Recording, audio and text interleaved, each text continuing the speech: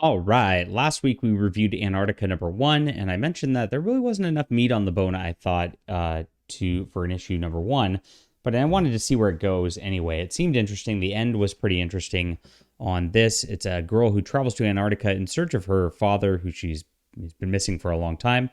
And there was a lot of like character vignettes at the beginning. Wasn't sure where it was going exactly.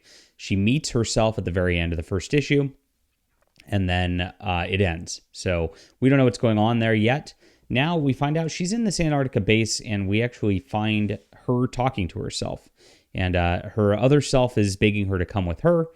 She ends up going back into the base, and there's some problems. It looks like these people are trying to root them out and smoke them out, and there's like a chase going down. She ends up escaping with some help, even though some folk don't make it through here. And they end up going through in the Antarctic storm. This issue is paced very fast. This is gonna be a fast review. And they are trying to find another base in Antarctica to get to kind of hide from getting shot and all that. And they don't find anything, and they're going through the storm here in Antarctica, and they're like, "Oh gosh, we don't even know that this other base is here." And she's like, "What?" And he says, "Oh, well, in this version of the universe, there might not be bases where we think they are." And that's pretty interesting. So now we kind of understand that there is an alternate universe, parallel universe thing going down here for issue 2.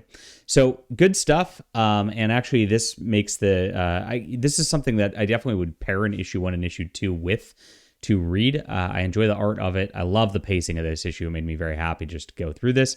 However, I'm going to call this a wait for trade, and that's what I'll do with single issues as I start them. For the most part, I wait for trade anyway. I'm a big collected edition type of guy, and that's what I do. This is definitely a story where it feels like this is a middle story arc, and so reading this once a month at this kind of pace with this many pages is not going to work out for me. So when the trade comes out, I'm going to catch up on the whole series all at once, digest it all at once, and I think I will have a better idea of exactly what this story is and where it's going at that point. This does now have enough meat on the bone for me to be interested in it. This is a pickup from the last issue, and I'm glad that it resolved that issue. And I like where it's going so far. So we'll see on how this is. I'll give this issue a solid 8 out of 10. And I look forward to reading the conclusion in trade paperback. Leave a comment down below with what you think about this. Hit that like and subscribe button. We'll be back soon.